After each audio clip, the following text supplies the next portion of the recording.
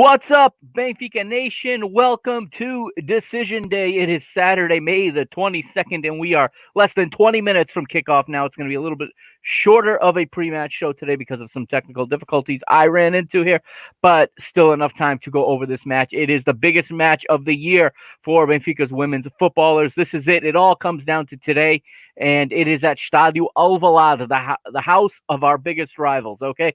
Benfica versus Sporting. The winner takes all. Let's take a look real quickly and see the table as it stands right now, moments before kickoff. As these standings, as always, brought to you courtesy of SofaScore. Benfica, first place right now. This is the championship round. So there were two rounds in this year's season. There was the qualifying round and then the championship round. And these 8 teams qualified for the championship round, and then it was a double round robin, 14 matches. Today is the final day. You see Benfica there, top of the table right now, with 12 victories and 1 defeat, 44 goals for, 7 against. They got 36 points. Right behind them is today's opponent, Sporting. These are the two teams that are vying for the title. Benfica's one loss came from Sporting. We also lost in the qualifying round to Sporting as well. So it's going to be, this is a tough match, but this is such a great matchup of two teams that really just know each other so well. And it is just an absolute rivalry match, but at the same time, it's like two halves of the Portuguese national team, or the core of that Portuguese national team, that are facing off today. And Benfica, the younger side, Sporting, the much more experienced side. Okay, so Sporting they were at the beginning of the season and through the middle of the season running away with it. I have the lineups now, but Sporting have slipped up twice in this championship round.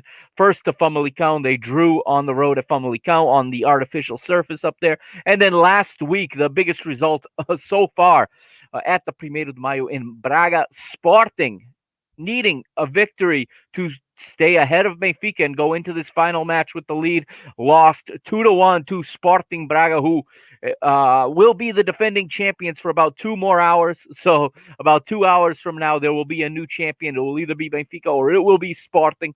But let's talk about the lineups then. And I have Sporting's up here on my phone, and Sporting's playing a 4-3-3.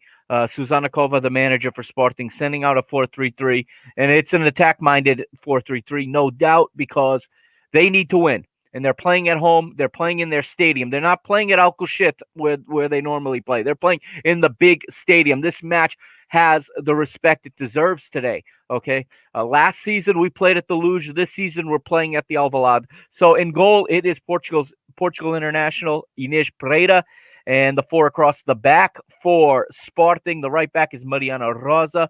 The center backs, Bruna Costa and Nevena Damjanovic, the captain, the Serbian captain for Sporting. And the left back is the very, very talented Joana Marchão. In midfield, it's a trio, and it's anchored by Andrea Jacinto, playing in the hole there as a number 6 with two box-to-box midfielders to each side. Fatima Pinto to her left and Tatiana Pinto to her right. Up front, an absolutely brutal attack. It is 2 Portuguese internationals and a Brazilian international. This is just a brutal attack for our defense to deal with today. On the right, it is Ana Borges, longtime veteran, one of the top Portuguese players ever to play this game. You know that this is an attack-minded approach today, because normally she plays more as a wing back. Today she is playing as a right forward, okay, in this 4-3-3. Ana Capita, maybe my favorite player on this team in terms of the way she plays the game, and just such a good goal scorer, such a good striker. She gets the start today. Not sure why she doesn't start more than she does, both with Sporting and with the national team, but she gets to start today. That scares me. Our center backs are going to have a lot of work to do with this. Actually, our whole back line is going to have a lot of work to do with this attack. And, of course, down the left is the player who's killed us this season. It is Raquel Fernandes, the Brazil international. Now, we go to Benfica's 11, as I'm going to pull Canal 11 back up here on my phone. Benfica's no surprises in their 11. If you followed this team, you could have named the 11. The manager, Felipe Paton, has played around with the starting 11. She's moved players around. She's tried different things. She's been playing chess, essentially, trying to see what the best combination of players is, and she goes with the most tried and tested. And you see the 11 there scrolling along the bottom of the screen. And please do subscribe to the YouTube channel right there as I'm pointing to it. Hit the subscribe button and hit the bell next to it so you get alerted whenever I go live, okay? And I'm doing more and more of these lives now. But here come Benfica's 11 across the screen. In goal, it's Leticia, or Lele as we call her, Brazil international. The team has completely changed since she's come into the team. The right back is Catarina Amado. You all know how I feel about her. One of my favorite players anywhere. Silvia and Carol are the center backs. Lucia Alves, the left back. In midfield, Pauleta, Beatriz, Andrea Faria, and Kika. And then the strikers, Chloe Lacasse and Nicole Raisla. That is our 4-4-2, Diamond 4-4-2. Pauleta will play in the number 6. She is a true number 6, and she is a very good true number 6. No question about it. She's going to play. She's going to have Andrea Faria to one side, and she's going to have Beatriz Cameron to the other side. And the three of them they're going to be very good. And I think Benfica's approach is going to be to control this game in midfield. I just talked about how dangerous that front line for Sporting is. That is a brutal, brutal front line for us to deal with. The best way to deal with it is, in this case, it is to have the ball. And we saw in the League Cup final back in March when Benfica were winners 2-1 over Sporting in that League Cup final. We saw that they can keep the ball. We also saw that they can bunker in and hold it down if they have to. Now, remember in that match, Benfica went down to 10 very, very early, played over an hour with 10 players. Beatriz Cameron was sent off in like the 30th minute, and it changed the whole approach of the match. And up until that point, Benfica was dominating. So I'm thinking Sporting, even though they have to win, are going to come out a little bit cautious because in that cup final, we came out and scored 2 goals very, very early and changed the whole dynamic of the match. I think they're going to try to avoid that at all costs today. They're going to want to let the match settle into its rhythm and then use their offensive power. Now, again, they are so experienced. They were champions 2 years ago, the Sporting team. I believe they were back-to-back champions at that time, okay? They like I said, they have the core of the Portuguese national team within their ranks, and they have just some great experience. I mean, their captain, Navina Damjankovic, is a top level center back especially for what is the Portuguese league, the Liga BPI. Okay, they have both of Portugal's national team goalkeepers. So this is going to be a tough one to win. Benfica have to, if they can catch them early, I think that's going to change the whole match again. But again, the biggest question I have and the biggest concern I have is how is Benfica going to manage the fact that they don't need to win this match? And what I mean by that is that they know, and everybody knows, a draw will win the title for Benfica today. How I would approach this is you got to come into this match and play to win it like it's a final. That's the easiest way. Psychologically, that's the best way to prepare yourself. Okay, you come out onto this pitch at Alvalade. You're in your rival's stadium. You're not on the training pitch today. You are where you belong. You are where you deserve to be, in the stadium. Okay. As I can see now on my screen, the pitch is getting watered before the game. It's going to be nice and slick. It's going to be ideal conditions to play. Okay, the match is going to be fast. The two teams are going to be really amped up, I think. So Benfica will have to manage emotions in this match as well. They cannot go down a man again. Okay, they cannot play 60 minutes with 10 players again against this team. Okay, they need to keep it as even-footed as possible. And they need to take their opportunities when they get them, okay? Like I said, I'm wondering how Sporting's going to attack this, how they're going to approach, whether they're going to come out a little more conservative in the beginning and try to not fall behind. The question I have for Benfica is, what are we going to get from them today? I expect them to come out to win this game. I've watched every single match this team has played this year, okay? I have literally seen them all. Champions League, Portuguese Cup, League qualifying round. It's all of it, okay? They have come in and sit back. They have never played it that way. So I don't expect them to come in and start playing for the draw. The key is going to be one is to not fall behind. That's a key, because if they start chasing the match, that's what happened in the previous two defeats to this team. Okay, the one here in this championship round and the one in the prior qualifying round is we fell behind early. Okay, we can't be chasing the match. That leaves us way too exposed.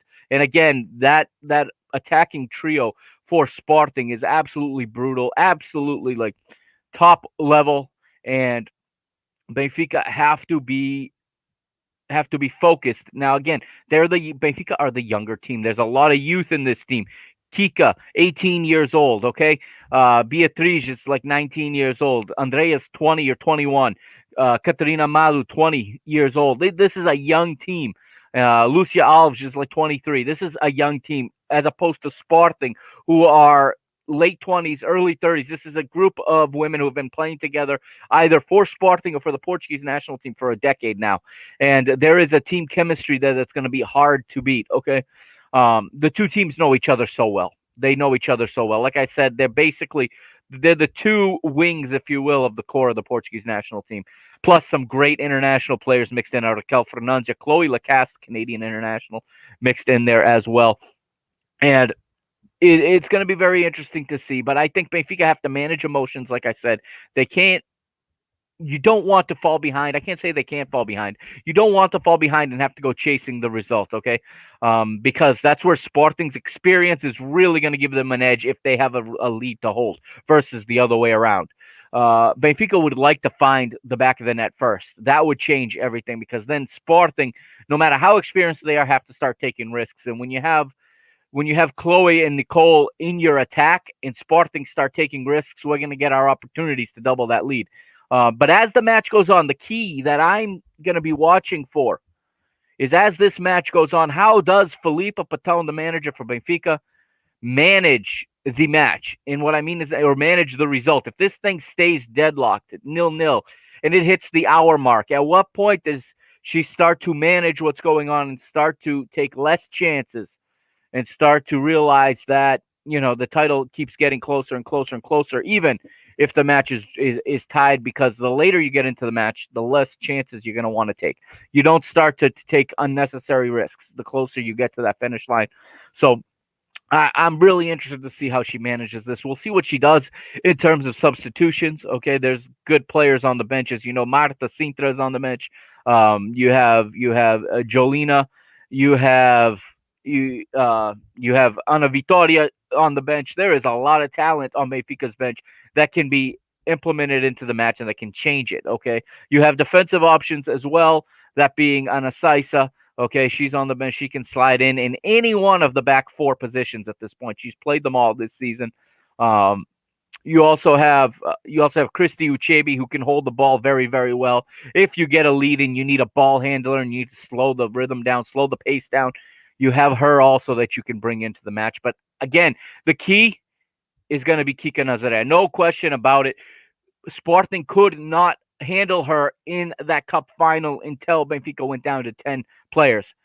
Kika plays in the true number 10 position right behind Chloe and Nicole. They make a little triangle, and if we find Kika, and we've been good at that, and she finds the spaces in between the lines, and she's such an intelligent player for a 18 or 19-year-old. She finds her spaces in between the lines. She finds the correct passes to make as well. She finds the passing lanes very well. Her teammates know where she's going and know where she wants to play the ball, and they make the right runs. So it's going to be very, very interesting to see that. This is going to be, I think, one of the great matches in all of Portuguese football this season. I've been looking forward to this all week, and I really think, Benfica have everything there to get the result they need, whether it's a win or a draw.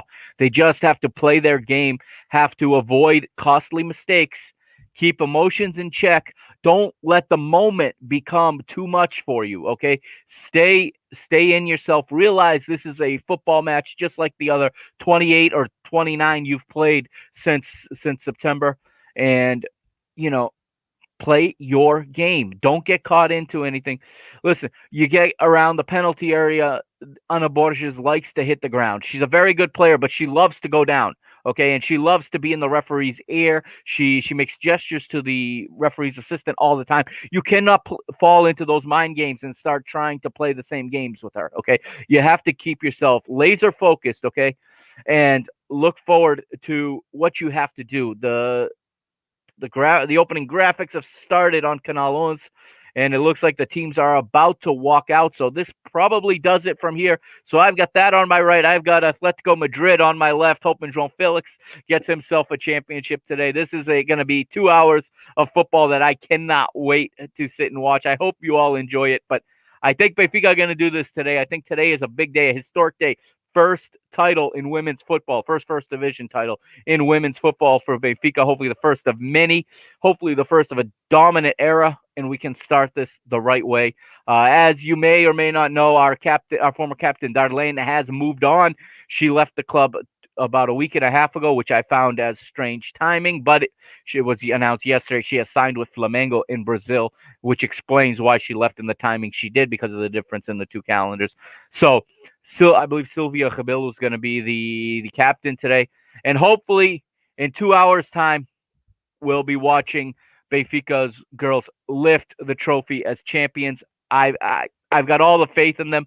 I know they can do it. They know they can do it. Their manager knows they can do it. It's all there. It's now just time to play the match, and may the best team win. Enjoy the match. For those of you watching, there'll be obviously a podcast reviewing it later on, probably at some point later in the week. All right. This has been a very special decision day pre-match report here on Mr. Benfica. Thank you for watching, whether it was on YouTube, on Twitter, or on Facebook. And I appreciate everybody's time. And I hope everyone has a great rest of the weekend. Força Benfica, carrega Benfica. We are Benfica. Let's do this. Let's win this championship, Benfica. Until next time, it's the Mr. Mike Agostinho signing off.